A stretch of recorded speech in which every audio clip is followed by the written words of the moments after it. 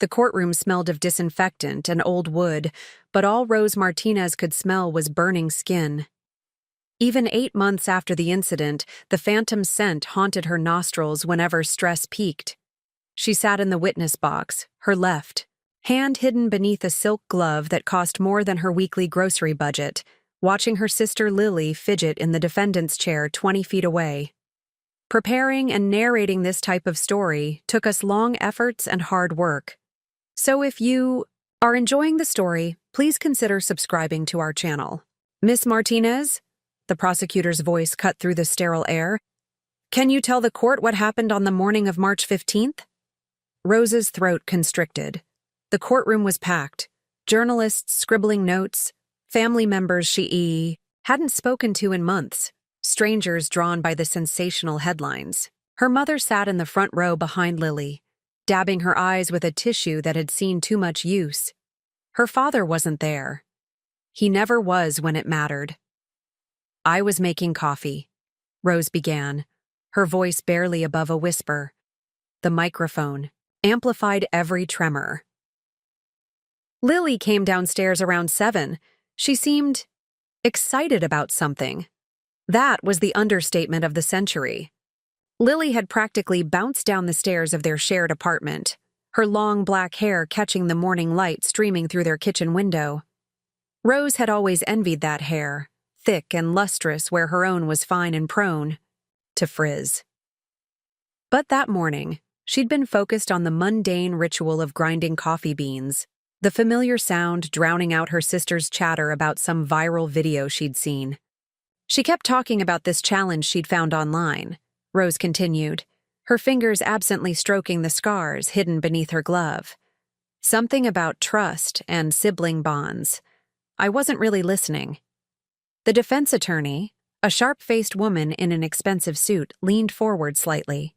Rose could feel her calculating gaze, already planning the cross-examination that would paint this as a tragic accident between sisters who loved each other too much. But love didn't explain the shopping list. Rose's eyes found Detective Morgan. Chen in the gallery, the woman who'd spent 3 weeks combing through Lily's browser history, her online purchases, her text messages. Chen had been the first person to use the word premeditated in Rose's presence, and Rose had laughed, actually laughed, because the idea was so absurd. Sisters didn't plot against each other with industrial-grade chemicals and precision timing, except sometimes they did. Can you describe your relationship with your sister before March 15th? The prosecutor asked. Rose closed her eyes for a moment, remembering Lily at 6 years old, crying because she'd scraped her knee on the playground. Rose, only 8 herself, had kissed the wound and declared it healed. They'd shared everything. Back then, beds during thunderstorms, Halloween candy, dreams of becoming marine biologists and traveling the world together. We were close, Rose said. Best friends, really. We shared an apartment on Maple Street, a 2-bedroom we could barely afford. Lily worked at the makeup counter at Nordstrom, and I was finishing my nursing degree at the community college. She didn't mention the fights that had started 6 months earlier. The way Lily's eyes had hardened when Rose got accepted into the accelerated RN program. The comments about Rose thinking she was too good for retail work. The subtle sabotage, Rose's textbooks mysteriously damaged, her study notes going missing, her alarm clock somehow reset on exam mornings. Tell us about the morning itself, the prosecutor prompted gently. Rose opened her eyes, focusing on the water pitcher on the witness stand. Lily said she wanted to do something special to celebrate my upcoming graduation. She'd seen this video, where siblings surprised each other with acts of trust. She showed me her phone. It was some influencer talking about radical vulnerability between family members. The video had been real enough. Rose's attorney had verified it during their preparation sessions. But what the influencer hadn't demonstrated was heating a metal spoon with a blowtorch until it glowed white-hot, then pressing it against human skin while the victim slept. She said she wanted to create a matching mark, Rose continued, her voice growing stronger as she found her rhythm. something that would bond us forever. She showed me this little heart-shaped cookie cutter, said she'd heat it just enough to leave a light mark, like a temporary tattoo. The cookie cutter sat on the evidence table, innocuous and small. It looked nothing like the industrial-grade metal stamp that had actually touched Rose's skin, the one Detective Chen had found hidden in Lily's closet 3 weeks after the incident. I told her it sounded crazy, Rose said. But Lily could be very persuasive. She had this way of making you feel like you were being unreasonable if you didn't go along with her ideas. Rose's therapist, Dr. Sarah Westbrook, called it coercive control disguised as playfulness. She'd helped Rose understand that the pattern had been there for years. Lily pushing boundaries, testing limits, then retreating behind hurt feelings and accusations of Rose being no fun or too serious. So you agreed? The prosecutor asked. I agreed to let her make a small mark on my shoulder, something that would fade in a few weeks. Rose's hand moved unconsciously to her shoulder, where beneath layers of clothing and bandages, skin grafts were still healing. She insisted I lie down and close my eyes, said it would be more meaningful if I showed complete trust. The defendant's table was quiet. Lily's attorney had coached her well. She sat with perfect posture, occasionally dabbing her eyes, the picture of a grieving sister who'd made a terrible mistake. But Rose had seen Lily's real reaction in the emergency room, when she'd thought no one was looking. The slight smile that had crossed her face when the doctor mentioned permanent scarring. What happened next? The prosecutor asked. Rose took a deep breath.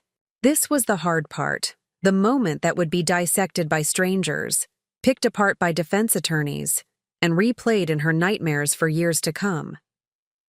I heard the blowtorch, she said. That's what woke me up, the sound of the flame. By then, it was too late to move. The courtroom was absolutely silent. Even the court reporter had stopped typing. The pain was... Rose paused, searching for words that could convey the sensation of flesh melting, of nerve endings dying in real time. I've been burned before. Small kitchen accidents, touching a hot pan. This was different. This was like my shoulder was being erased. She remembered screaming, the sound echoing off their kitchen walls. She remembered the smell of her own body burning, a scent she'd later learn was identical to what firefighters encountered in house fires. She remembered Lily standing over her with the metal stamp, her eyes wide but not with horror, with fascination. Lily called 911, Rose continued.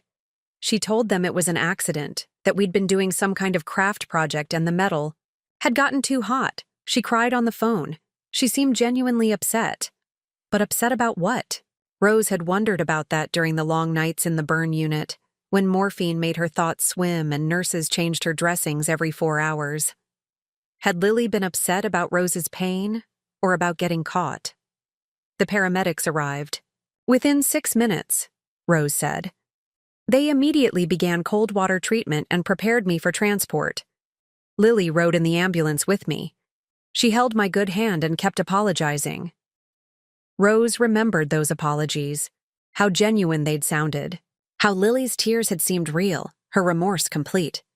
It wasn't until weeks later, when Detective Chen showed her Lily's internet search history, that Rose understood the performance she'd witnessed, how to make burns look accidental, how much heat required for permanent scarring, how to fake emotional distress, recovery time for third-degree burns, insurance payouts for disfigurement. The evidence was overwhelming, but it still felt impossible. This was Lily, who'd taught her to braid friendship bracelets and shared her first kiss stories. Lily, who'd driven her to every job interview and helped her study for her nursing boards. Miss Martinez, the prosecutor said gently, I know this is difficult, but I need you to tell the court about the specialist's findings. Dr. Michael Torres had been the prosecution's star witness the day before. The burn unit specialist had explained, in clinical detail, how the pattern of Rose's injuries was inconsistent with any kind of accident. The depth of the burns, The precise edges, the temperature required, all of it pointed to deliberate action by someone with knowledge of thermal injury patterns. Dr. Torres said the metal stamp had been heated to over 800 degrees Fahrenheit, Rose recited. He said the burn pattern was consistent with sustained contact under pressure. He testified that accidental contact would have created a different type of injury, more irregular, less deep. The prosecutor nodded. And what did he say about the timing? That based on the healing pattern, the metal had been in contact with my skin for approximately 12 to 15 seconds. He said that in an accidental scenario, human reflexes would have limited contact to 2 to 3 seconds maximum. 12 to 15 seconds. Rose had counted them during sleepless nights, imagining Lily holding that burning metal against her skin, watching her sister's flesh bubble and char. What had Lily been thinking during those eternal moments? Had she felt powerful, satisfied, afraid? Miss Martinez, the prosecutor continued, were you conscious during the initial contact? I was asleep when it began, Rose said. But the pain woke me up almost immediately. I tried to move, but Lily was holding me down. The admission hung in the air like smoke. Rose hadn't wanted to say it, had spent months convincing herself she'd imagined it. But Dr. Westbrook had helped her remember, had guided her through the trauma to find the truth buried beneath shock and denial. Lily's hand was on my other shoulder, Rose continued, her voice barely audible. Pressing down. I remember being confused because her grip was so strong, and she wasn't trying to help me move away from the heat. In the defendant's section, Lily finally reacted. Her composure cracked for just a moment, her eyes meeting Rose's with something that might have been regret or might have been irritation at being caught. What happened after you regained consciousness in the hospital? The prosecutor asked. Lily was there when I woke up, Rose said. She'd brought flowers, sunflowers, my favorites. She looked exhausted, like she hadn't slept. She kept apologizing, saying she'd mixed up the temperature settings, that she'd never meant for it to go so far. The sunflowers had been a nice touch. They'd made Rose feel guilty for doubting her sister's story, for wondering why someone would accidentally heat metal to nearly 1,000 degrees. But flowers couldn't explain away the browser history, the purchased equipment, the calculated timing. Did your relationship with your sister change after the incident? The prosecutor asked. Rose almost laughed. Change was a gentle word for complete destruction. At first, I wanted to believe it was an accident, Rose admitted. Lily seemed so genuinely sorry. She took care of me during the initial recovery, drove me to appointments, helped change my bandages, brought me groceries. She even started looking into cosmetic surgery options for when the grafts healed. But there had been signs, even then. The way Lily's eyes lingered on Rose's bandages with something that wasn't quite sympathy. How she'd insisted on taking photos to document the healing process. The questions about Rose's pain medication schedule and whether the narcotics made her memory fuzzy. When did you first suspect it might not have been an accident? The prosecutor asked. About 3 weeks after the incident, Rose said. I was using Lily's laptop to apply for disability benefits. My laptop had crashed, and she'd offered to let me borrow hers. I accidentally opened her browser history instead of a new tab. The memory still made Rose's stomach clench. Pages and pages of research about burns, healing times, legal liability, and insurance fraud. Videos of branding techniques. Forums discussing extreme body modification and pain tolerance testing. And worse things Rose's attorney had advised her not to discuss in open court. What did you do with this information? The prosecutor asked. I confronted Lily, Rose said. She became very upset, said I was violating her privacy and that she'd only been researching to better understand my injuries. She said she felt guilty and was trying to educate herself about burn recovery.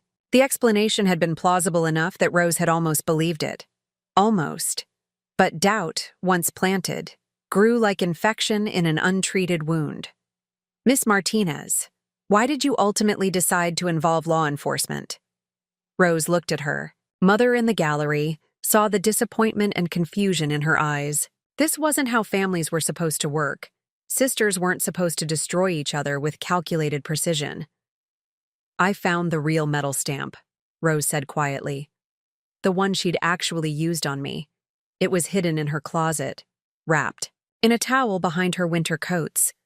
When I confronted her about it, she said she'd been planning to throw it away but hadn't gotten around to it.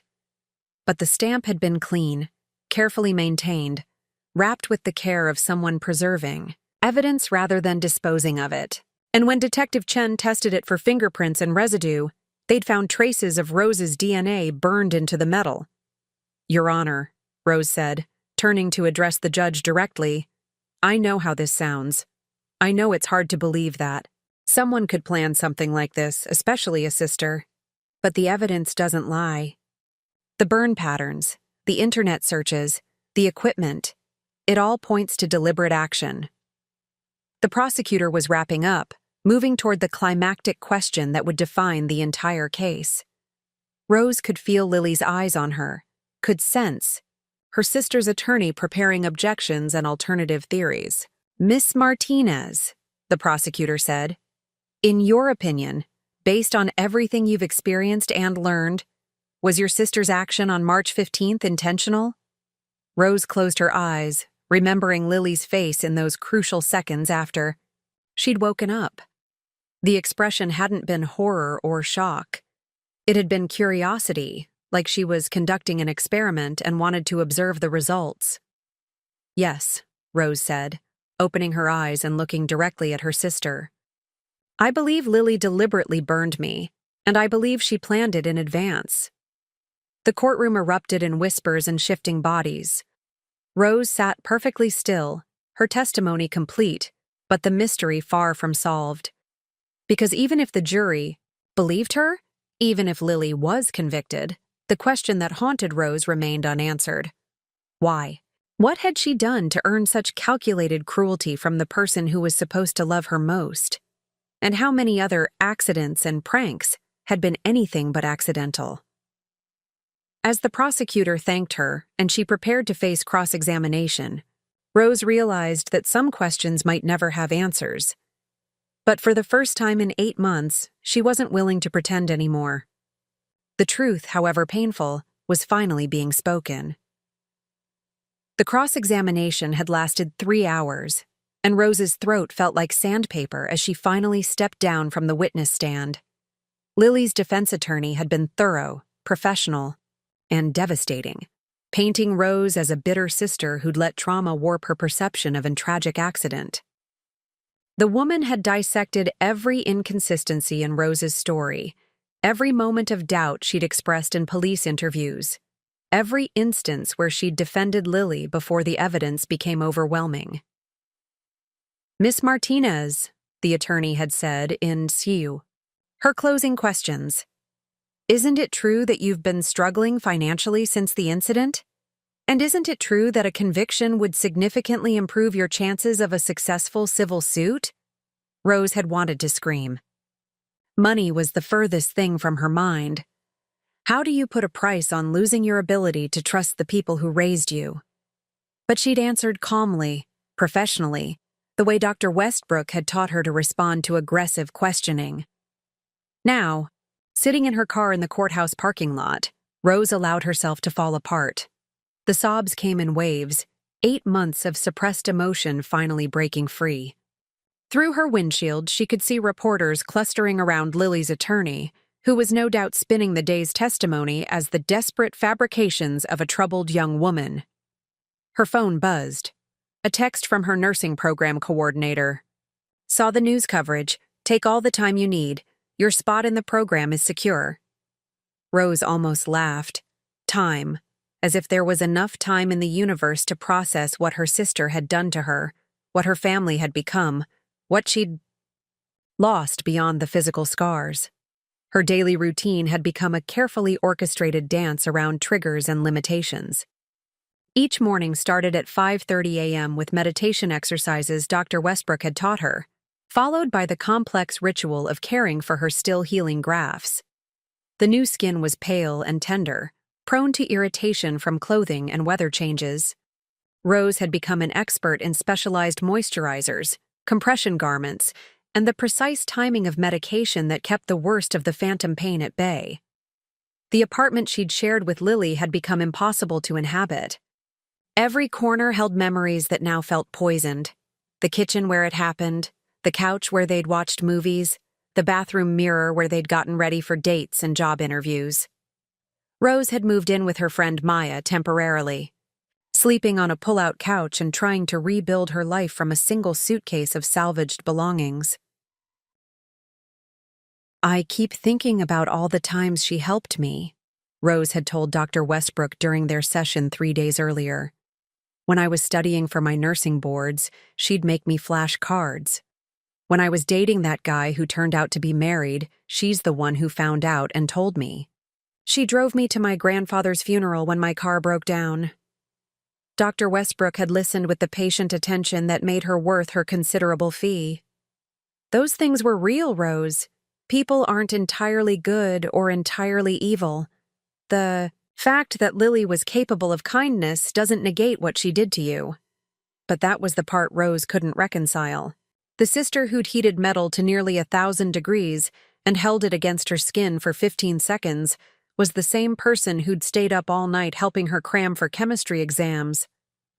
The same person who'd taught her to drive stick shift in an empty parking lot, who'd held her hair when she was sick with food poisoning, who'd loaned her money for textbooks without being asked to pay it back. Rose's childhood bedroom at her parents' house had become a museum of their shared history. Photo albums full of birthday parties and beach vacations, science fair projects they'd worked on together, matching Halloween costumes their mother had sewn by hand. Rose had gone through every image with the scrutiny of a forensic analyst, looking for signs she'd missed, moments that might have predicted what was coming. In one photo, taken when Rose was 12 and Lily was 10, they were building a sandcastle at Ocean City. Rose remembered that day vividly. The sunburn they'd both gotten, the hermit crab Lily had found and insisted on taking home, the ice cream they'd shared while watching the sunset. But looking at the photo now, Rose noticed something she'd never seen before: Lily's expression as she worked on the sandcastle. There was an intensity there, a focus that seemed almost aggressive. She was building walls around the structure, creating barriers that would keep the tide out. She was always trying to control things, Rose had realized during that photo examination. Even when we were kids, she had to be the one deciding what games we played, what movies we watched, who we hung out with. But control was different from malice, wasn't it? Rose struggled with the distinction every day. Lily had always been the dominant personality in their relationship, more outgoing, more confident, quicker to make decisions. Rose had been content to follow, to be the supportive younger sister who cheered from the sidelines. When had that dynamic become dangerous? The nursing program had been Rose's first real act of independence. She'd applied without telling Lily, had chosen a field that would give her financial stability and professional identity separate from her sister. The acceptance letter had arrived on a Tuesday in September, and Rose had been so excited she'd called Lily at work to share the news.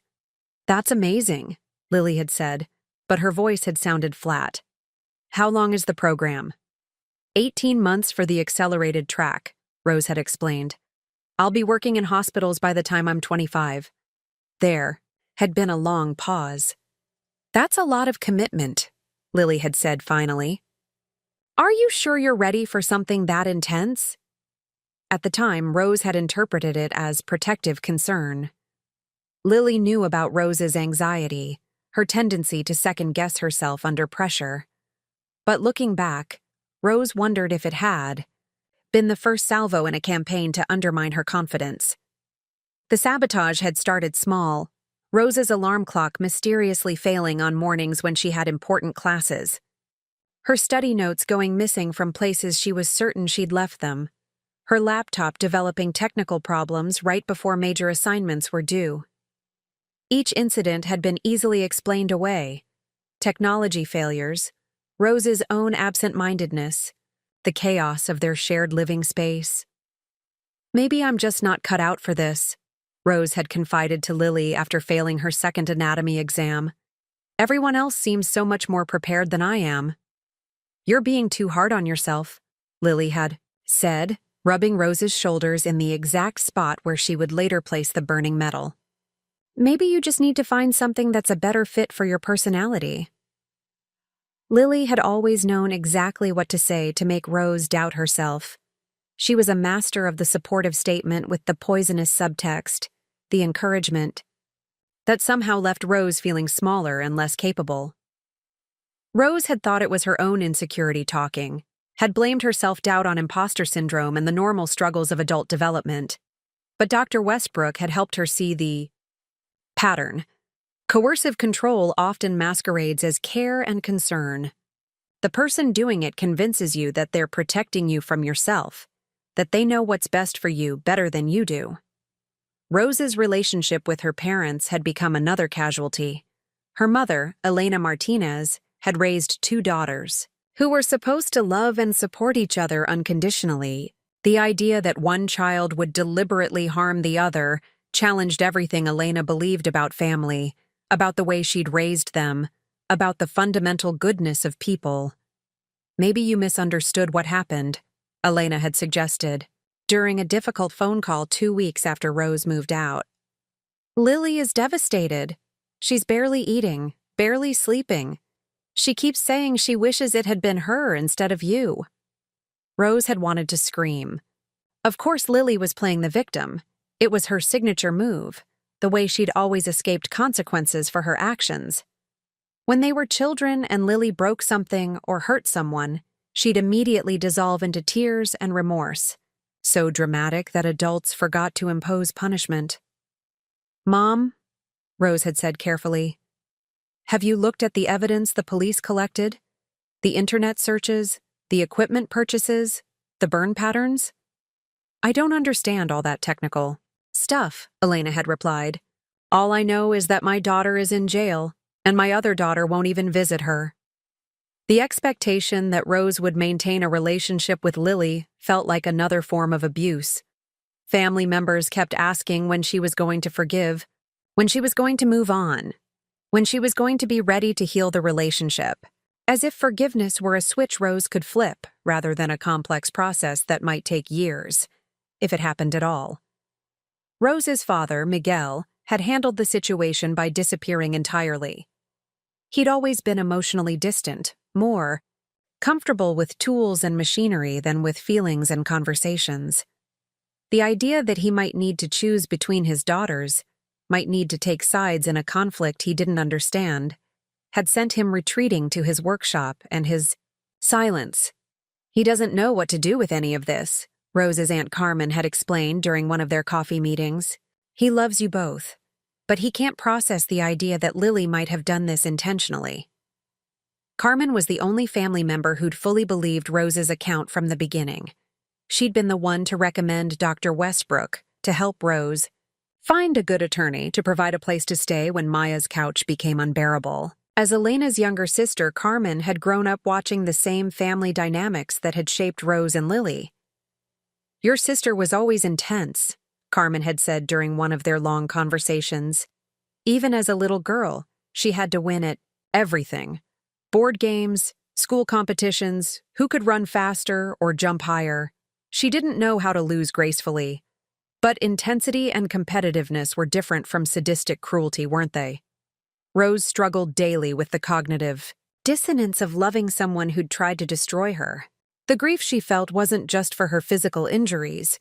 It was for the death of the relationship she'd thought they had, for the loss of the future they'd planned together, for the fundamental shift in how she understood her own history. Her dreams had become a nightly torment.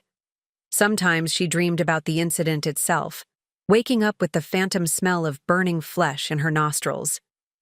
But worse were the dreams where everything was normal, where she and Lily were children again, playing in their backyard, planning their matching marine biology careers, promising to be each other's maid of honor someday. Waking up from those dreams felt like losing Lily all over again. The physical recovery had been complicated by the emotional trauma. Burn healing required consistent care, proper nutrition, and minimal stress, all things that were nearly impossible to maintain while processing betrayal of this magnitude. Rose's medical team had referred her to a psychiatrist who specialized in trauma-related recovery complications. Your body is trying to heal while your mind is trying to process, Dr. James Liu had explained during their initial consultation. The stress hormones you're producing are actually interfering with tissue regeneration. We need to address both aspects of your recovery simultaneously. Rose had started taking antidepressants for the first time in her life, along with sleep aids and anti-anxiety medication. The pharmaceutical cocktail helped stabilize her moods, but left her feeling disconnected from herself, as if she were watching her life happen to someone else. Her nursing studies had become both salvation and torture. The material on burn care and wound management felt deeply personal now. She understood from the inside what her future patients would be experiencing. But studying trauma response and psychological recovery forced her to confront her own situation with clinical objectivity. "Maybe this will make me a better nurse," she'd told Maya during one of their late-night conversations. "I'll have real empathy for what patients go through." "That's a hell of an expensive education," Maya had replied. There had to be easier ways to learn compassion. Maya had been Rose's anchor through the worst of it. They'd been friends since high school but had drifted apart during college when Maya moved to California for her job in tech marketing. The incident had brought Maya back into Rose's life with fierce protective loyalty. "I never liked Lily," Maya had admitted during Rose's second week on her couch. "I know you probably don't want to hear that right now, but she always seemed calculating. Like she was constantly evaluating what she could get from every interaction." Rose had been defensive initially, but Maya's perspective had helped her recognize patterns she'd been blind to. How Lily had gradually isolated her from other friendships. How she'd discouraged Rose from dating anyone seriously. How she'd inserted herself into every aspect of Rose's life until Rose could barely make decisions without consulting her first. "She was grooming you," Dr. Westbrook had said during one session. "Not in a sexual sense, but in the psychological sense. She was training you to depend on her, to defer to her judgment, to prioritize her needs over your own." The realization had been both liberating and terrifying. If Lily had been manipulating her for years, how much of Rose's personality was actually her own? How many of her preferences, her fears, her limitations were actually Lily's creations rather than authentic? Aspects of her character? Recovery meant not just healing from the burns, but discovering who Rose was as an independent person. At 23, she was learning to make decisions without seeking approval, to trust her own instincts, to believe that her needs mattered as much as anyone else's. Some days were better than others. Rose had developed new routines, new friendships, new sources of strength. She'd started volunteering at a domestic violence shelter, helping other women recognize patterns of abuse and control. The work was emotionally demanding but deeply meaningful. It gave her pain a purpose. Other days, the grief threatened to drown her. She'd see sisters laughing together at the grocery store and feel a stab of loss so sharp it took her breath away. She'd remember inside jokes she and Lily had shared, or catch herself reaching for her phone to text her about something funny she'd seen. "Grief isn't linear," Dr. Westbrook reminded her regularly. "You're not just grieving the relationship you had with Lily. You're grieving the relationship you thought you had and the future you'd imagined together." The trial was forcing Rose to relive the worst day of her life in excruciating detail. But it was also providing a form of closure she hadn't expected. Every piece of evidence presented, every expert testimony, every legal argument was validation that her experience had been real and her interpretation accurate. But validation came with its own burden. If Lily was convicted, Rose would have to live with the knowledge that her sister was in prison, that their family was permanently shattered, that the person she'd loved most in the world had been capable of such calculated cruelty. And if Lily was acquitted? Rose wasn't sure she could survive that outcome. As she sat in the courthouse parking lot, watching reporters pack up their equipment and lawyers hurry to their next appointments, Rose realized that regardless of the trial's outcome, her real recovery was just beginning. She'd spent 8 months learning to live with physical scars, but the emotional healing would take much longer. Her phone buzzed again. This time it was a text from Dr. Westbrook. "Proud of your testimony today. See? You Thursday at our regular time?" Rose smiled for the first time in days. She had people in her corner now, chosen family rather than blood family, relationships built on mutual respect rather than complex manipulation.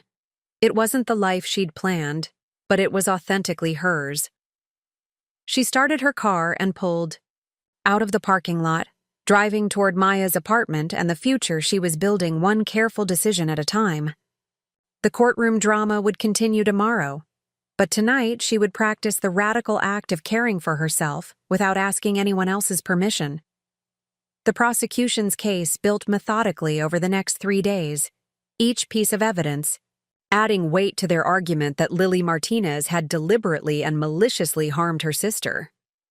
Rose attended every session, partly because the prosecutor had warned her she might need to be recalled as a witness, but mostly because she needed to see justice in action, to watch strangers validate her experience and call it what it was. Detective Morgan Chen took the stand on Thursday morning, her testimony crisp and thorough. She'd been investigating domestic violence cases for 12 years, she told the court, and the Martinez case bore all the hallmarks of escalating abuse disguised as family dysfunction. The defendant's internet search history showed a clear progression. Detective Chen explained, clicking through slides on the courtroom's projection screen. Beginning in October of last year, 5 months before the incident, Ms. Martinez began researching topics related to burns, scarring, and what she termed extreme trust exercises. The searches painted a disturbing picture. Lily had researched everything from medieval torture devices to modern branding techniques. She'd joined online forums dedicated to body modification and pain tolerance testing. She'd watched hours of videos showing burn injuries and their healing processes. This search from December 15th is particularly relevant, Detective Chen said, highlighting a line on the screen. How to make deliberate injuries look accidental. And this one from January 3rd. Legal liability for family member injury. Rose watched the jury as they absorbed this information. The foreman, a middle-aged man who reminded her of her high school principal, was taking extensive notes. 2 of the women jurors looked physically ill. The defense attorney was whispering urgently with Lily, who maintained her mask of confused innocence. Detective Chen, the prosecutor continued, can you tell the court about the defendant's financial situation at the time of the incident?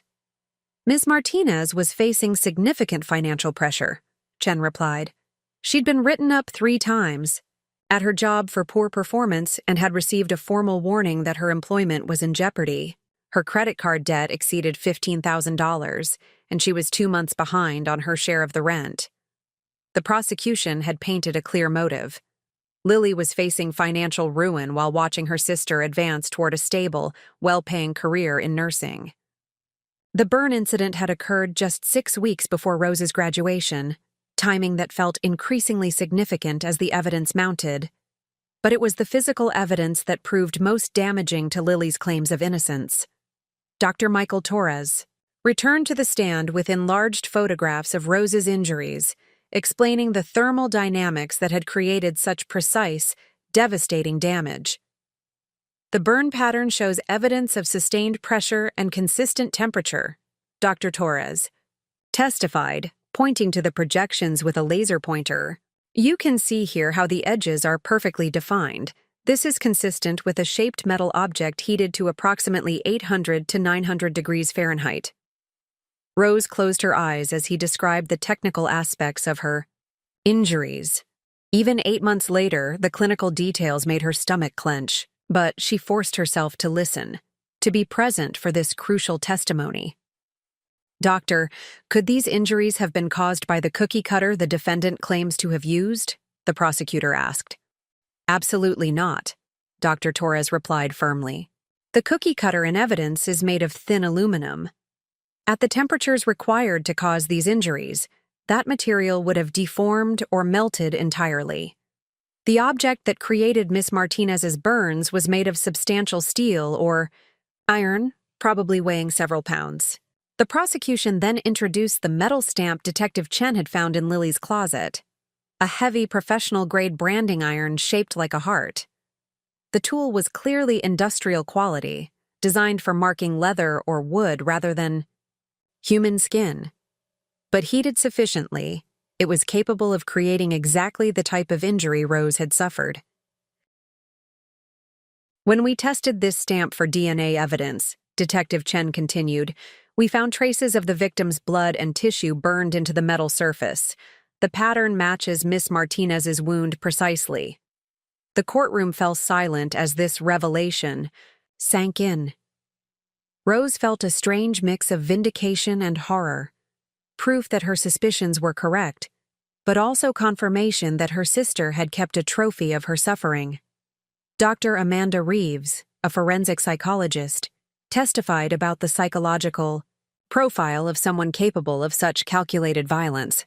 "The planning phase evident in this case suggests someone with significant antisocial tendencies," she explained. "The ability to maintain normal family relationships while secretly planning to cause severe harm indicates a high level of emotional detachment and manipulative capability." Rose thought about all the normal conversations she'd had with Lily during those 5 months of planning. Birthday dinners, movie nights, discussions about Rose's upcoming graduation ceremony. Lily had been living a double life, playing the supportive sister while privately researching the most effective ways to permanently disfigure her. The prosecution's most devastating witness was Maria Santos, a former co-worker of Lily's at Nordstrom. Maria had worked the makeup counter alongside Lily for 2 years and had witnessed firsthand her increasingly concerning behavior. She became obsessed with her sister's nursing program, Maria testified. "It started around Christmas. She'd bring in Rose's textbooks and show us pictures of injuries and medical procedures. At first, we thought she was just proud of her sister's studies, but Maria's testimony revealed a darker pattern. Lily had begun asking customers unusual questions about scars and healing processes. She'd started volunteering for extra shifts in the cosmetics department that specialized in covering bruises and marks. Most disturbing, she'd begun taking photos of customers with visible burns or surgical scars, claiming it was for educational purposes." "Did Ms. Martinez ever discuss her relationship with her sister?" the prosecutor asked. "All the time," Maria replied. "But it changed around January. She stopped talking about how proud she was and started making comments about how Rose was getting too big for her britches. She said Rose was forgetting where she came from, that success was changing her." Rose remembered those months differently. She'd been stressed about her final exams and clinical rotations, spending long hours at the hospital and studying late into the night. She'd thought Lily was being understanding about her busy schedule, supportive of her need to focus on her studies. Now she realized that Lily had been interpreting her dedication as abandonment, her success as betrayal. She started saying things like, "Rose thinks she's better than us now," Maria continued. "And she's going to leave me behind when she becomes a fancy nurse." It got really uncomfortable after a while. The defense attorney tried to discredit Maria's testimony, suggesting she was a disgruntled former employee with a grudge against Lily. But Maria remained calm and consistent, her account corroborated by other co-workers who testified about Lily's increasingly erratic behavior in the months leading up to the incident. Dr. Sarah Chen, a specialist in sibling abuse, explained to the jury how family violence often escalated when power dynamics shifted. When one sibling begins achieving independence or success, It can trigger intense jealousy and controlling behavior in the other, she testified. The perpetrator often feels abandoned or left behind, leading to increasingly desperate attempts to regain control. Rose had never thought of what happened to her as domestic violence. She'd associated that term with romantic relationships, with boyfriends and husbands who hit and controlled their partners. But Dr. Chen's testimony helped her understand that abuse could happen in any relationship where one person held power over another. Sibling abuse is often overlooked because we expect siblings to fight, Dr. Chen explained. But there's a difference between normal sibling rivalry and systematic abuse. Normal conflicts are relatively equal. Both parties give and take, win and lose. Abuse involves one sibling consistently dominating, controlling, and harming the other. Looking back, Rose could see the pattern clearly. Lily had always been the decision-maker in their relationship, the one who chose their activities, their friends, their shared goals. Rose had been content to follow, to be the supportive younger sister who made Lily look good by comparison. But when Rose began developing her own ambitions, Lily's need for control had escalated to violence. The prosecution also called Dr. Jennifer Walsh, the emergency room physician who had treated Rose on the morning of the incident. Her testimony focused on Lily's behavior during those crucial first hours, when her performance as the devastated sister was still fresh. The defendant seemed very concerned about her sister's condition, Dr. Walsh testified. But there were some inconsistencies in her story that struck me as odd. Lily had told the medical team that she and Rose had been working on a craft project together, that they'd been heating metal to create decorative stamps for a scrapbook. But when Dr. Walsh had asked for details about the project, Lily's explanations had been vague and contradictory. She couldn't explain why they would need temperatures high enough to cause third-degree burns for a craft project, Dr. Walsh said. And when I asked to see the other materials they'd been using, she said they'd cleaned everything up before calling 911. The idea that someone would clean up craft supplies while their sister lay unconscious with severe burns struck the medical team as highly suspicious. Dr. Walsh had made notes in Rose's chart about the inconsistencies, notes that had later helped Detective Chen build her case. But perhaps the most damaging testimony came from an unexpected source: Lily's own behavior. During the 8 months between the incident and the trial, the prosecution called 3 witnesses who had interacted with Lily during this period, each painting a picture of someone who was not acting like a person consumed with guilt over a tragic accident. Janet Morrison, a bartender at Lily's favorite restaurant, testified that Lily had become a regular customer in the weeks following Rose's injury. She'd come in alone, usually after work, Janet said. She seemed happy isn't the right word, but definitely not like someone dealing with a family tragedy. Janet's testimony revealed that Lily had been using the incident as a conversation starter with strangers, telling elaborate stories about her poor sister, who'd been so badly injured in a terrible accident. She'd shown photos of Rose's injuries to other bar patrons, describing the medical procedures and recovery process in graphic detail. She seemed to enjoy the attention, Janet testified. People would buy her drinks and offer sympathy, and she'd tell the story again. It was like she was performing it. Rose felt sick listening to this testimony. While she'd been struggling with pain medication and physical therapy, Lily had been using her suffering as entertainment, turning her trauma into a narrative that garnered sympathy and attention. The prosecution's case reached its climax with the testimony of Tyler Webb, a surveillance expert who had analyzed footage from the hardware store where Lily had purchased the branding iron. The video, recorded 6 weeks before the incident, showed Lily carefully examining different metal stamps, testing their weight and heat distribution properties. The defendant spent approximately 45 minutes in the tool section, Webb testified. She consulted written notes and appeared to be comparing specific measurements. This was clearly a purposeful purchase rather than an impulse buy. The Kai footage was devastating. It showed Lily methodically selecting the exact tool that would later be used to torture Rose, planning the purchase with the care of someone shopping for a birthday gift. There was no mistaking the deliberate nature of her actions, but it was the audio enhancement that proved most damaging. When Webb isolated and amplified the sound from the security footage, the jury could hear Lily asking a store employee about the tool's heat tolerance and maximum operating temperature. "Will this maintain its shape at really high temperatures?" Lily could be heard asking. "I need something that won't deform when it gets really hot." The employee's response about the tool's industrial-grade construction and thermal stability had been recorded for posterity, preserving evidence of Lily's methodical planning. There was no innocent explanation for these questions, no craft project that would require such extreme specifications. As the prosecution rested its case, Rose felt a complex mix of emotions. The evidence was overwhelming. Surely no reasonable jury could doubt Lily's guilt at this point. But watching her sister's calculated cruelty dissected in such clinical detail was emotionally devastating. This wasn't just about justice anymore. It was about confronting the reality of who Lily truly was. The defense's case would begin Monday morning, and Rose steeled herself for their attempts to discredit her testimony and reframe the evidence. She knew they would paint her as an unreliable narrator, someone whose trauma had distorted her perception of events. They would argue that Lily's research and preparation had been motivated by genuine concern for Rose's safety, that the metal stamp had been purchased for legitimate purposes.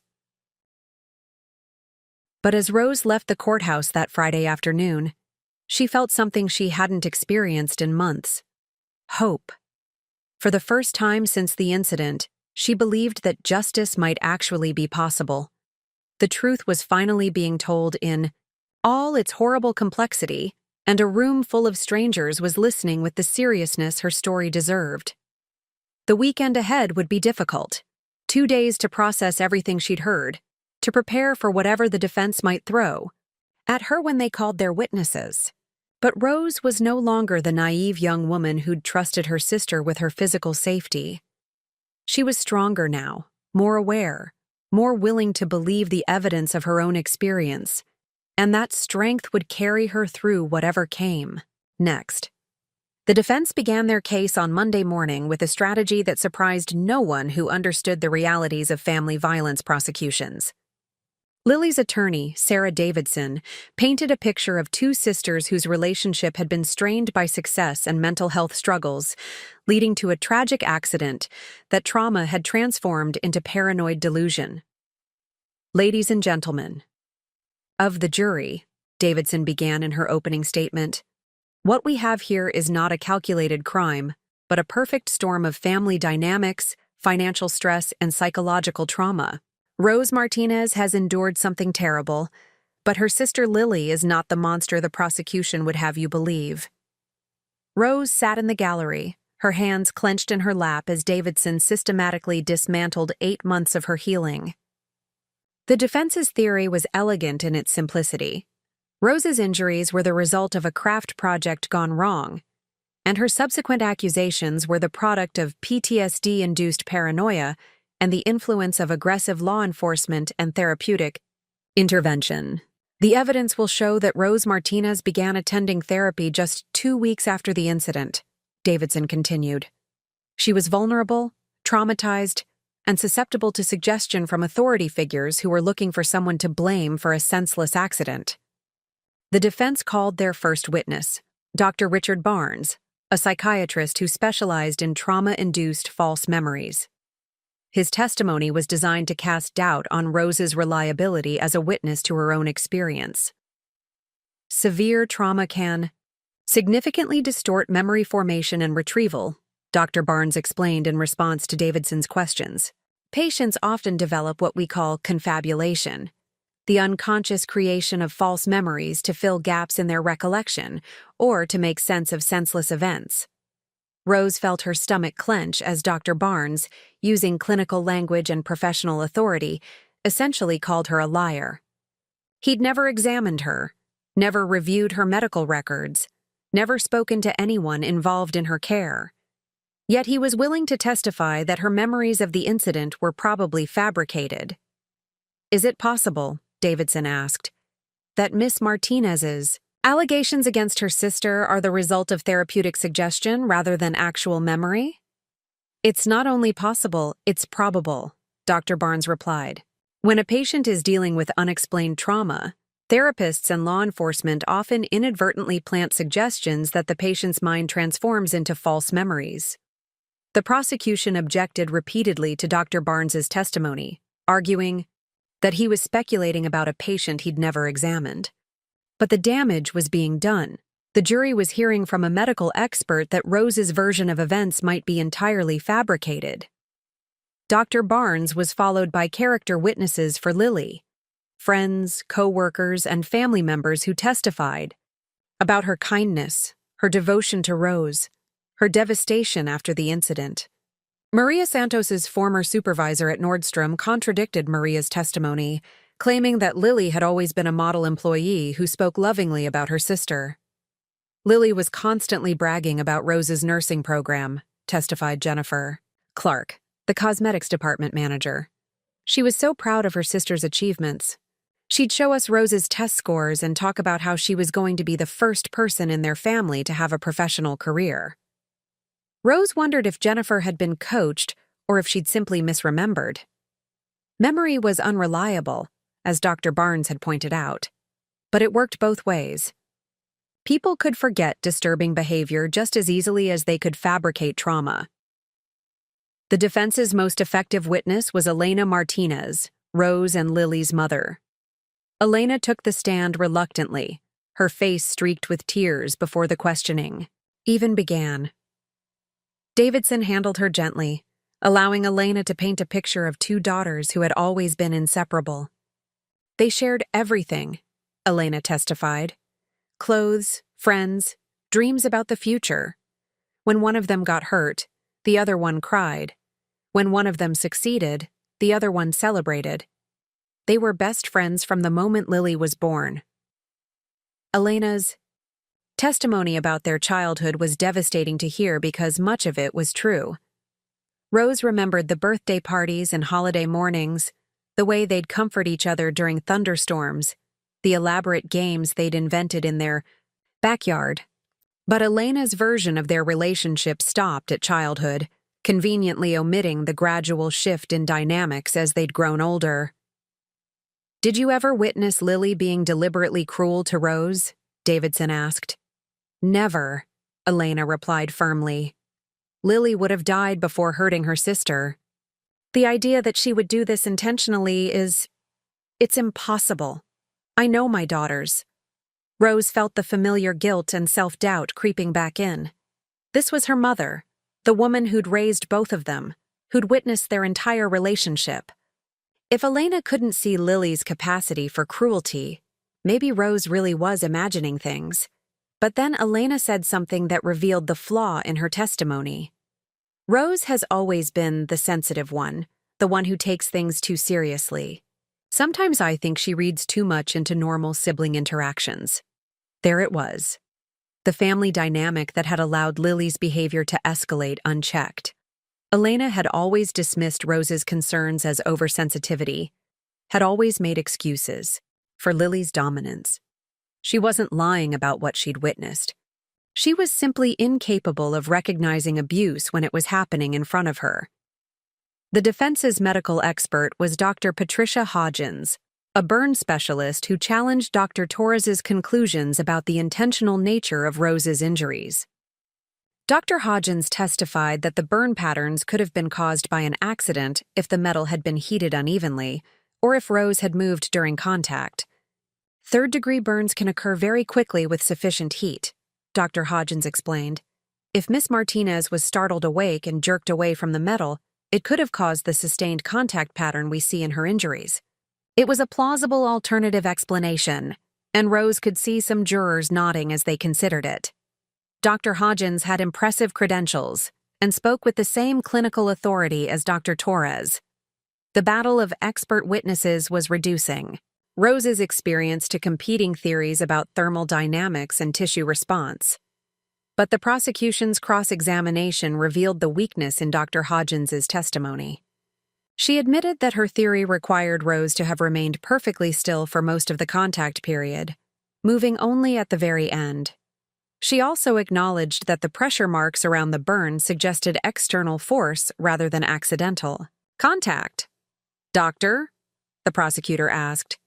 "In your experience, when someone is burned accidentally, do they typically remain motionless for 10 to 15 seconds? No," Dr. Hodgins admitted. "Normal reflexes would cause immediate withdrawal from a heat source." "And the pressure marks around Miss Martinez's burns, are those consistent with someone holding a metal object against her skin?" Dr. Hodgins hesitated. "They could be, yes, but they could also be caused by the victim pressing herself against the metal in an attempt to escape." It was a weak explanation, and everyone in the courtroom knew it. But doubt was all the defense needed. Reasonable doubt that might make one juror question whether the prosecution had proven their case beyond that standard. The defense's strategy took an unexpected turn when they called Dr. Lisa Chen, a family therapist who had treated Rose and Lily together when they were teenagers. Dr. Chen's testimony was supposed to establish their loving relationship, but under cross-examination, she revealed information that supported the prosecution's case. "During our sessions, I noticed that Rose often deferred to Lily's opinions and preferences," Dr. Chen testified. "Rose seemed to have difficulty expressing her own needs when they conflicted with her sisters." The prosecutor pressed further. "Doctor, in your professional opinion, did this dynamic suggest an unhealthy power imbalance between the sisters?" Dr. Chen looked uncomfortable. "At the time, I interpreted it as normal sibling hierarchy. Lily was older and more assertive. But in retrospect, yes, there were signs of codependency that could have developed into something more problematic." This testimony backfired spectacularly for the defense. Dr. Chen's acknowledgement that she'd observed concerning dynamics between the sisters years before the incident supported the prosecution's argument that Lily's behavior had been escalating for a long time. The defense's case reached its climax when Lily herself took the stand. She had clearly been coached extensively. Her appearance was careful but not overdone.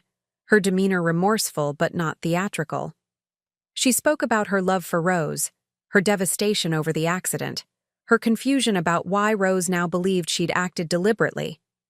"I would never hurt my sister," Lily testified, her voice breaking slightly. "Rose is the most important person in my life.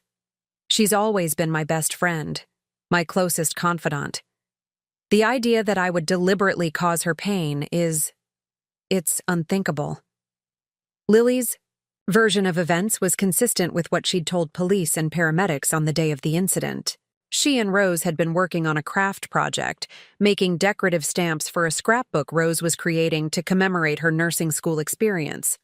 They'd been heating metal in the kitchen, and Lily had misjudged the temperature when she applied the stamp to Rose's skin. "I thought I was being careful," Lily said, tears streaming down her face. "I tested the temperature on a piece of wood first, and it seemed fine.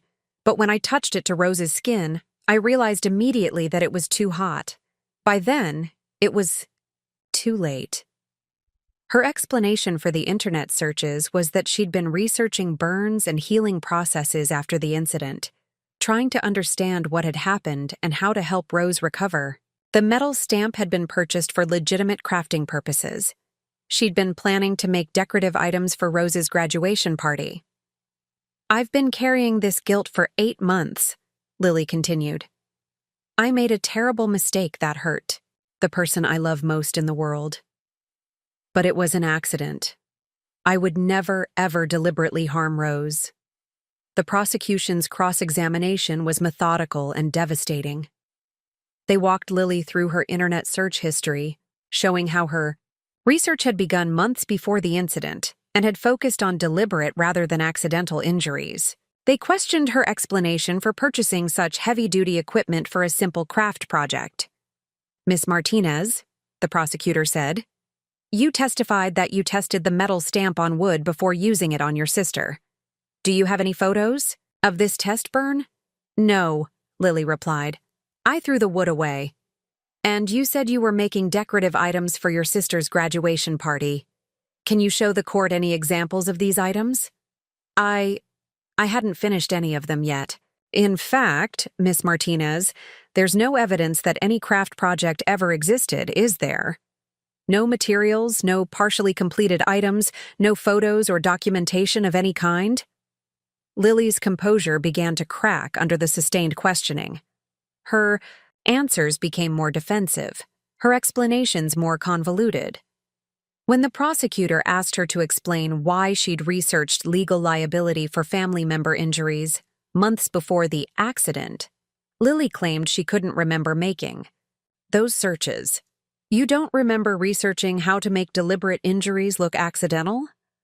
The prosecutor pressed. I might have been researching for a story I was writing, Lily replied weakly. What story? I don't remember. It was just something I was working on.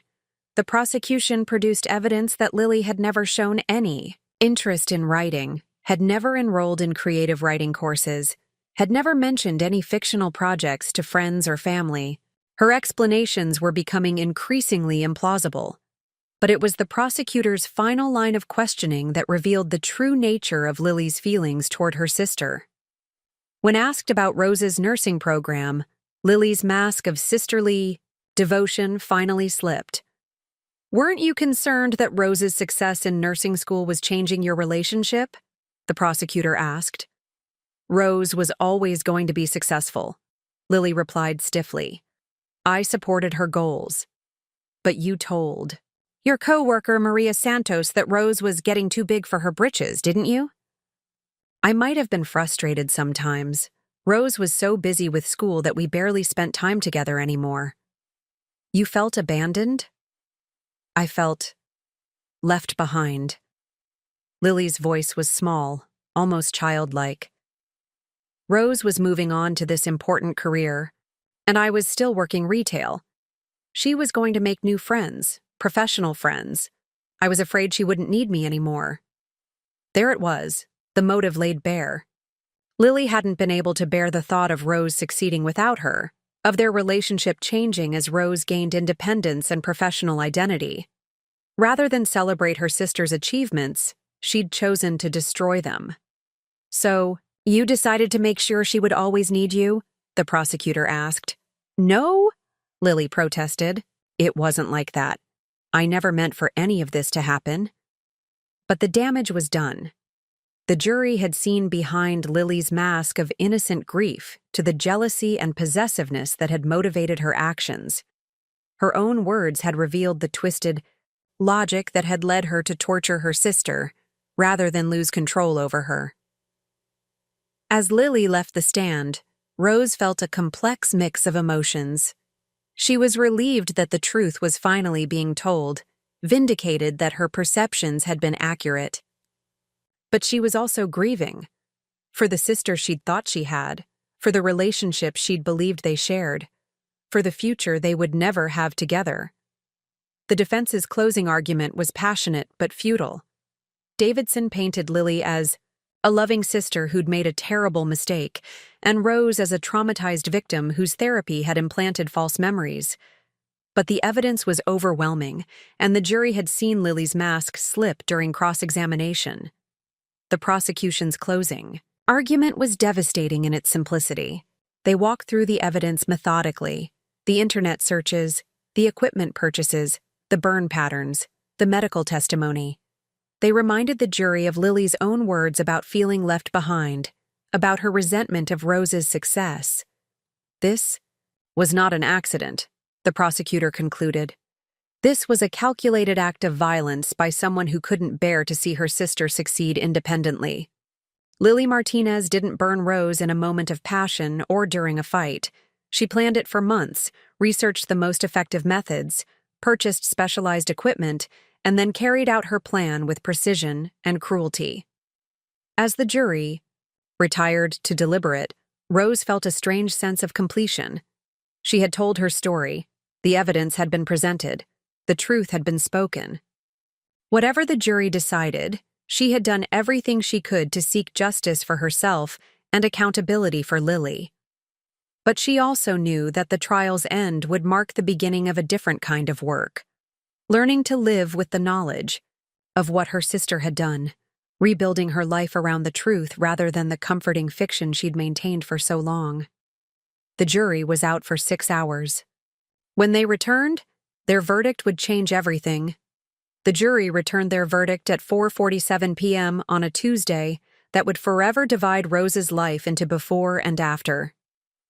The foreman, the middle-aged man who'd reminded Rose of her high school principal, stood with a gravity that seemed to encompass the weight of two families' futures. We, the jury, find the defendant Lily Martinez guilty of aggravated assault in the first degree. The courtroom erupted.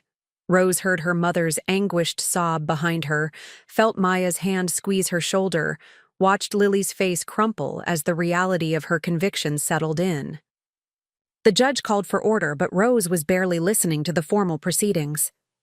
After 8 months of doubt, gaslighting, and legal maneuvering, 12 strangers had looked at the evidence and agreed. What happened to her was real. It was deliberate, and it was criminal. Lily received a sentence of 8 years in state prison, with the possibility of parole after 5. The judge's words during sentencing were measured but clear. This court finds that the defendant's actions showed a level of premeditation and cruelty that demands serious consequences. The victim in this case was not a stranger but the defendant's own sister, someone who trusted her completely. That betrayal makes this crime particularly heinous. Rose chose not to make a victim impact statement. She'd already said everything she needed to say during her testimony, and she didn't want her last words to Lily to be spoken in anger or pain. There would be time for processing, for healing, for deciding what kind of relationship, if any, they might have in the future. But that day belonged to justice, not reconciliation. The months following the trial brought changes Rose hadn't anticipated. The media attention, which had been merely intrusive during the proceedings, became overwhelming. As the story went viral, Sister Burns, sister in twisted trust exercise, ran on every major news outlet, spawning think pieces about sibling rivalry, family violence, and the dark side of social media challenges. Rose found herself thrust into an unwanted spotlight. As journalists and true crime podcasters sought interviews, she declined most requests, but eventually agreed to speak with a domestic violence awareness organization that wanted to highlight the reality of family abuse. People think domestic violence only happens between romantic partners, Rose said during the recorded interview that would later be viewed by millions. But abuse can happen in any relationship where there's a power imbalance. I want other people to know that if someone in your family is hurting you, it's not your fault, and you don't have to accept it because you share DNA. The interview led to speaking opportunities Rose had never imagined. Nursing schools invited her to discuss patient care for abuse survivors. Law enforcement agencies asked her to help train officers in recognizing family violence. Medical conferences requested her perspective on the intersection of physical and psychological trauma. Maya had been right about one thing. Rose's experience did make her a better nurse. When she finally completed her delayed graduation 18 months after the trial, she specialized in trauma and burn care. Her first patient was a 7-year-old boy whose stepfather had held his hand against a hot stove as punishment for spilling juice. "I know it hurts," Rose told him as she changed his dressings with hands that understood exactly what he was feeling. "But you're going to get better. And what happened to you wasn't your fault. The child's case went to trial too." Rose testified about burn patterns and healing processes, about the difference between accidental and deliberate injuries. Her expertise, born from her own trauma, helped convict another abuser and protect another child. Dr. Westbrook had warned her that healing wouldn't be linear, and Rose discovered the truth of that wisdom in unexpected moments. She could go weeks feeling strong and confident, only to break down crying in a grocery store because she saw sisters laughing together. She could handle her most difficult patients with perfect composure, then have a panic attack because someone heated soup in the microwave near her workstation, but the setbacks became less frequent and less severe as time passed. Rose developed new rituals, new support systems, new ways of understanding herself that didn't depend on her relationship with Lily. She moved out of Maya's apartment into a small studio downtown, choosing every piece of furniture and every decoration herself. For the first time in her life, her living space reflected only her preferences, her personality, her choices. 3 years after the trial, Rose received her first letter from Lily. It arrived on a Tuesday. Somehow, all the major events in their story happened on Tuesdays, forwarded through the Victim Services Office that screened correspondence from incarcerated offenders. The letter was 3 pages long, handwritten on prison stationery. Lily wrote about her life in prison, her therapy sessions, her growing understanding of what she'd done and why. She expressed remorse that sounded genuine, acknowledged responsibility without making excuses, and asked for nothing except Rose's consideration of her words. "I know you don't owe me forgiveness," Lily wrote. "I know I destroyed something precious that can never be rebuilt exactly the way it was. But I want you to know that I think about you every day, that I'm grateful you survived what I did to you, and that I'm trying to become someone worthy of the sister you always were to me." Rose read the letter 17 times before deciding how to respond.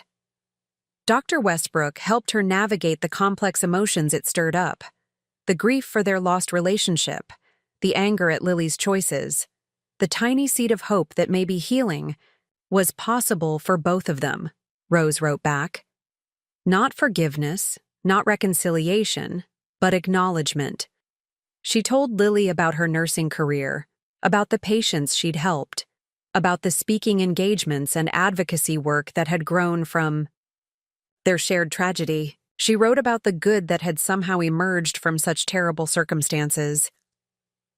"I'm not ready to forgive you," Rose wrote. "I may never be ready, but I'm ready to stop letting what you did define my entire life. I hope prison is teaching you things that freedom couldn't." They began a careful correspondence. Letters exchanged every few months, gradual rebuilding of communication that might someday become something resembling a relationship. Rose set strict boundaries about what she was willing to discuss and what topics remained off-limits. Lily respected those boundaries, perhaps finally understanding the damage that came from pushing past Rose's comfort zone. The civil lawsuit had been settled out of court for an amount that paid for Rose's medical bills and provided financial security while she rebuilt her life. But more important than the money was the admission of wrongdoing, the acknowledgement that Lily's actions had been intentional and devastating. Rose used part of the settlement to establish a foundation that provided financial assistance to survivors of family violence. The Rose Martinez Foundation helped victims afford therapy, legal representation, and the costs of leaving abusive situations. It was a way of transforming her pain into purpose, her trauma into a tool for helping others. The Foundation's annual gala became a major event in the city's philanthropy circuit. Rose spoke each year about her experience, about the reality of family abuse, about the importance of believing survivors and holding perpetrators accountable. The speeches became easier over time, less raw and more polished, but they never lost their emotional impact. Maya married her longtime girlfriend in a ceremony where Rose served as maid of honor. As she watched Maya dance with her new wife, Rose felt a complex mixture of joy and loss. This was what sisters were supposed to do for each other: celebrate milestones, share important moments, build lives that intersected in healthy ways. Rose's romantic life had been complicated by her experience. Trust came slowly, and she found herself hypersensitive to any signs of controlling behavior in potential partners. Several relationships ended when Rose realized she was looking for red flags that might not exist, unable to distinguish between normal relationship dynamics and the subtle manipulation she'd experienced with Lily. But eventually, she met David Chen, a pediatric social worker who understood trauma from his professional experience. Their relationship developed slowly, built on mutual respect and careful communication. David never pushed Rose to move faster than she was comfortable with, never made decisions for her, never tried to protect her in ways that would limit her autonomy. When they moved in together after 2 years of dating, Rose insisted on keeping separate bank accounts and decision-making authority over her own career and social relationships. David not only agreed, but celebrated her boundaries as signs of health and self-awareness. "I love that you know what you need," he told her. "I love that you don't need me to complete you. You chose me because you wanted me in your life, not because you couldn't survive without me." It was a different kind of love than what she'd shared with Lily, but it was healthier, more sustainable, more respectful of both people's autonomy and growth. 5 years after the trial, Rose received notification that Lily would be eligible for parole in 6 months. The Victim Services Office asked if she wanted to provide input for the parole board's consideration. Rose agonized over the decision for weeks, discussing it with Dr. Westbrook, with David, with the support group she'd joined for survivors of family violence. Ultimately, she decided to submit a letter supporting Lily's release, with conditions. She wrote about Lily's apparent growth during incarceration, about the genuine remorse expressed in their correspondence, about her belief that continued imprisonment wouldn't serve justice or public safety. But she also wrote about boundaries. "If my sister is released," Rose's letter concluded, "I want her to have the opportunity to rebuild her life and contribute to society. But any relationship between us must be conditional on her continued respect for my autonomy and boundaries. The woman who burned me was someone who couldn't accept that I was growing beyond her control. The woman I might someday have a relationship with must be someone who celebrates my independence rather than resents it." Lily was granted parole, released after serving 5.5 years of her sentence. She moved to a different state, began working in a program that helped other inmates transition back to civilian life. Their correspondence continued, gradually becoming more frequent and more personal, though they didn't speak by phone or meet in person for another year. When they finally saw each other again, it was at a neutral location, a coffee shop in a city neither of them lived in, with Dr. Westbrook present as a mediator. Lily looked older, thinner, marked by her years in prison in ways that were both visible and invisible.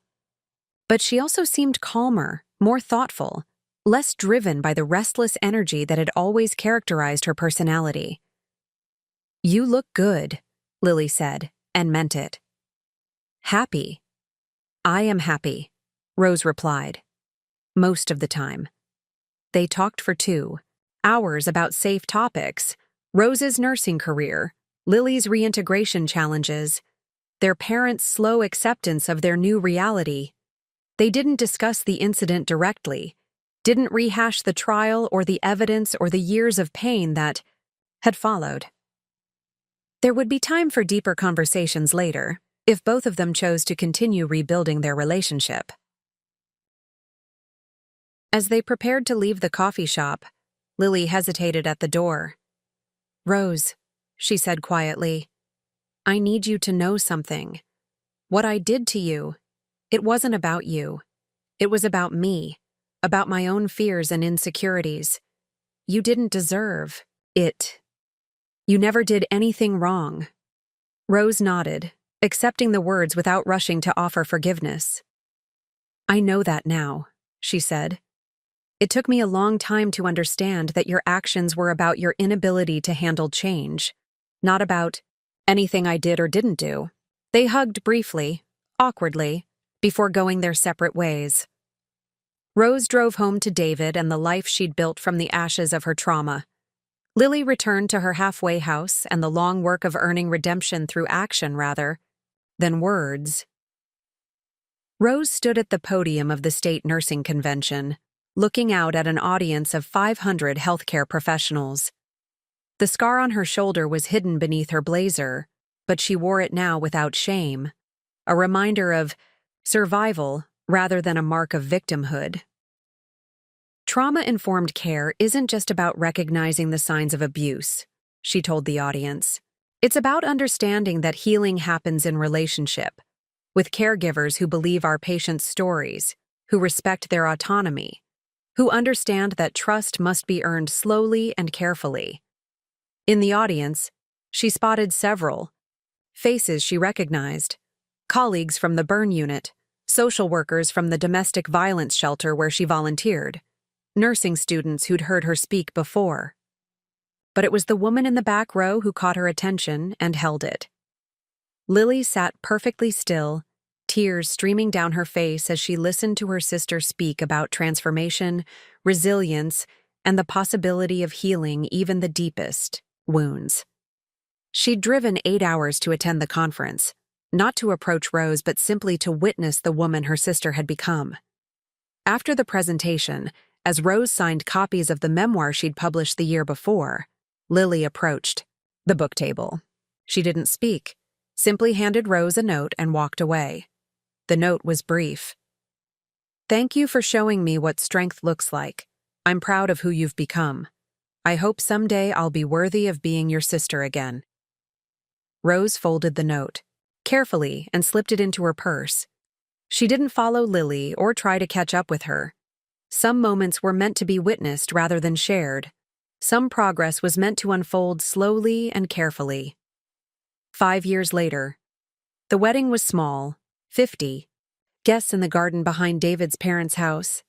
Rose wore her grandmother's dress, altered to accommodate the compression garments she still needed for her scars. The ceremony was officiated by Dr. Westbrook, who'd become more friend than therapist as Rose's healing progressed.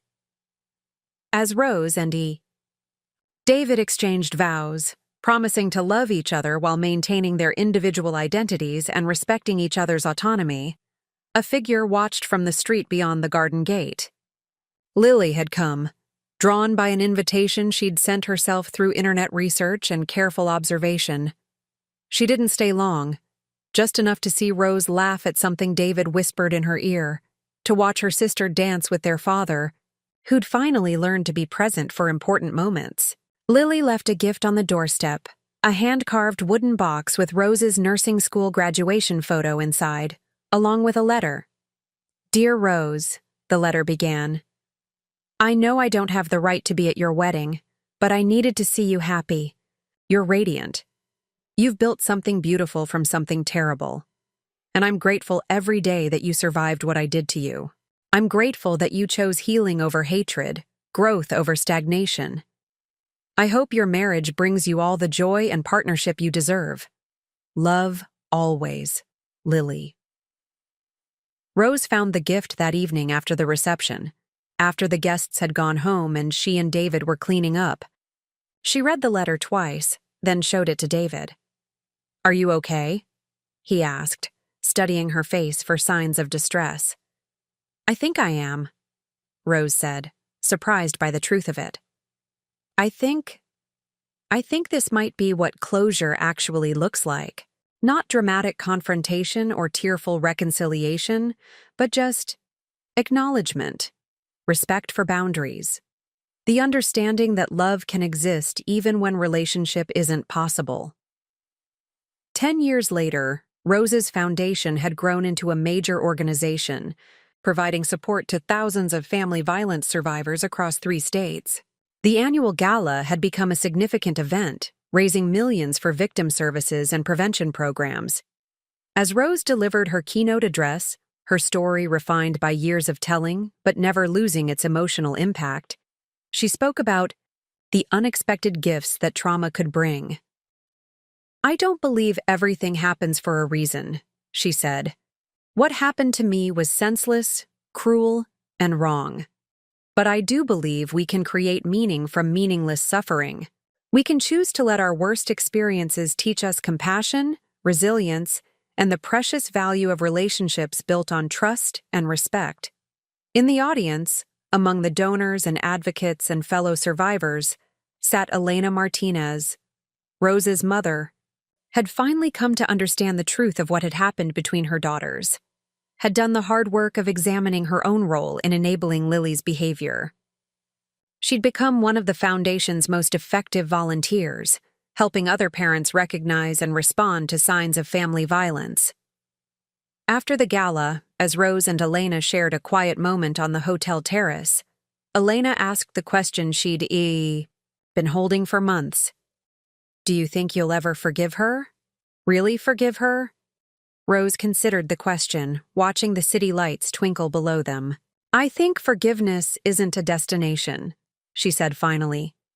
It's a practice. Some days I feel genuinely compassionate toward Lily, understanding that hurt people hurt people. Other days I'm still angry about what she stole from me, from us. But I don't carry the poison of hatred anymore. I've learned to hold multiple truths simultaneously. That I love the sister I thought I had. That I grieve the relationship we'll never have. And that I'm grateful for the woman I've become because of surviving what she did to me. Elena nodded, tears in her eyes. I'm proud of you, she said, both for surviving and for thriving. As Rose looked out at the city where she'd built her new life, she felt something she'd never expected to experience again. Genuine peace. Not the absence of pain, but the presence of meaning. Not the restoration of what was lost, but the creation of something entirely new. The scars would always be there, physical and emotional reminders of trauma survived and trust betrayed. But they were also proof of healing, evidence of strength, symbols of a woman who'd refused to let cruelty have the final word in her story. Rose Martinez had learned the hardest lesson of all, that love and loss could coexist, that family could be both biological and chosen, that healing was possible even when forgiveness remained incomplete.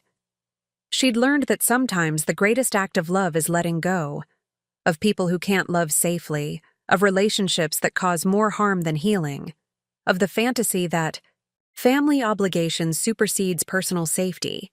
Most importantly, she'd learned that survival wasn't enough.